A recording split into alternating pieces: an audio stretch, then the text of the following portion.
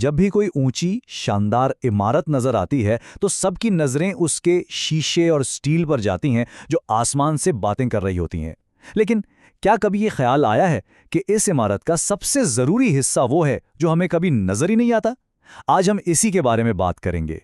हम जमीन के नीचे छुपे राजों से पर्दा उठाएंगे और देखेंगे कि इंजीनियर्स कैसे ये यकीनी बनाते हैं कि ये बड़े-बड़े स्ट्रक्चर्स हमारे सरों पर महफूज खड़े रहें। तो सवाल यह है कि एक स्काईस्क्रेपर का सबसे अहम हिस्सा आखिर है क्या? क्या वो उसका शानदार डिज़ाइन है, या उसकी रिकॉर्ड तोड़ने वाली ऊंचाई, या फिर वो हज़ारों टन स्टील जो इसमें लगा है? जवाब शायद थोड़ा हैरान करने वाला हो।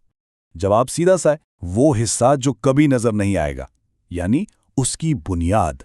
यही वो फाउंडेशन है जो सब कुछ संभाले हुए है, लेकिन खुद जमीन के अंदर छुपी रहती है। और सारा कमाल, सारा चैलेंज बस यहीं से शुरू होता है।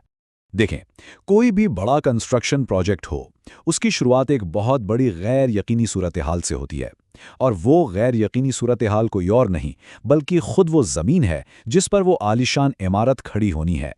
किसी भी बिल्डिंग का ब्लूप्रिंट बनाने से भी पहले इंजीनियर्स को एक तरह से जासूस बनना पड़ता है। उनका मिशन होता है जमीन के नीचे की दुनिया को खोजना। उन्हें ये पता लगाना होता है कि नीचे नरम मिट्टी है या कोई ठोस चट्टान। क्या ये जमीन लाखों टन का वजन उठा भी पाएगी या नहीं?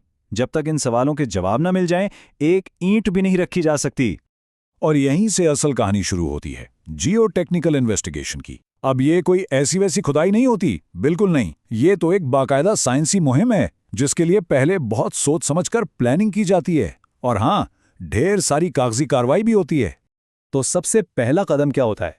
इजाज़त। जी हाँ, जमीन में एक सुराख करने से पहले भी इंजीनियर्स को सरकारी परमिट लेना पड़ता है। और ये सिर्फ एक कागज का टुकड़ा नहीं है, ये एक तरह का वादा है कि सारा काम सेफ्टी और बेहतरीन मेयारात को सामने रखकर किया जाएगा।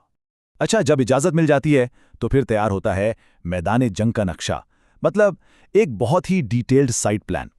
इस प्लान में बिल्कुल साफ साफ लिखा होता है कि डेटा इकट्ठा करने के लिए बोरहोल्स यानी गहरे सुराख कहाँ कहाँ किए जाएंगे। हर एक पॉइंट बहुत सोच समझकर चुना जाता है ताकि पूरी साइट की जमीन का एक मुकम्मल एक्सरे हो सके। तो अब वक्त है असल एक्शन का, यानी डेटा के लिए खुदाई। अब इंजीनियर्स फील्ड में उतरते हैं ताकि जमीन से ठोस सबूत इकट्ठे कर सकें। एक बहुत ही बुनियादी टेस्ट है जिसे स्टैंडर्ड पेनिट्रेशन टेस्ट या शॉर्ट में एसपीटी कहते हैं। इसको ऐसे समझें कि एक 63.5 किलो का हथौड़ा एक सैंपलर यानी नमूना लेने वाले पाइप पर गिराया जाता है, और इंजीनियर्स बस ये गिनते हैं कि इस पाइप को जमीन में धकेलने के लिए हथौड़े की कितनी चोटें लगीं। ये जमीन की सख्ती को नापने का एक बहुत ही सादा लेकिन कमाल का तरीका है। हथौड़े की इन चोटों की गिनती को कहते हैं एन वैल्यू, और ये जो छोटा सा नंबर है ना, ये बहुत काम का है। मिसाल के तौर पर अगर एन वैल्यू 4 से कम है तो समझ जाएं कि मिट्टी बहुत ही नरम है, लेकिन अगर ये 50 से ज्यादा हो जाए तो इसका मतलब है कि पाला बहुत सख्त और मजबूत जमीन से पड़ा है। ये एक तरह का खुफिया कोड है जो जमीन का सारा कच्चा चिट्ठा खोल देता है। सिर्फ मिट्टी ही नहीं, इंजीनियर्स चट्टानों के नमूने भी निकालते हैं। इन्हें कहते हैं रॉक कोर्स। और ये रॉक कोर्स किसी टाइम कैप्सूल से कम नहीं। ये तो ऐसे हैं जैसे जमीन की तारीख की किताब के वरक, जो लाखों साल पुरानी कहानियां सुनाते हैं। कदीम दरियाओं से लेकर आतिशफशां के लावे तक सब कुछ इन चट्टानों में कैद होता है। तो फील्ड से ये सारे नमूने सीधा लेबोरेटरी भेजे जाते हैं, और लैब में ये कहानियां और इशारे ठोस डेटा में बदल जाते हैं। यहां देखें, ये दो बिल्कुल अलग किस्म के रॉक कवर्स हैं। एक तरफ है मोटे दानों वाला कॉन्ग्लोमरेट जो शायद किसी पुराने दरिया की तह हो, और दूसरी तरफ है ये बारीक दानों वाला मड स्टोन जो लगता है किसी पुरसुकून झील में बना होगा। इनकी बनावट में ये फर्क ही इंजीनियर्स को बताता है कि ये चट्टानें दबाव पड़ने पर कैसा रद्द-ए-अमल देंगी। लैब के अंदर इन नमूनों का असल इम्तिहान होता है। इनको कई टेस्टों से गुजारा जाता है, जैसे इनके जर्रात का साइज क्या है, इनमें कौन कौन से केमिकल्स हैं, ये कितना प्रेशर झेल सकते हैं, और इनमें पानी कितना है। हर चीज को नापा जाता है, और मकसद सिर्फ एक है, हर तरह के शक और गैर यकीनी सूरत-ए-हाल को खत्म करके उसे पक्के काबिल इस्तेमाल इंजीनियरिंग डेटा में बदलना।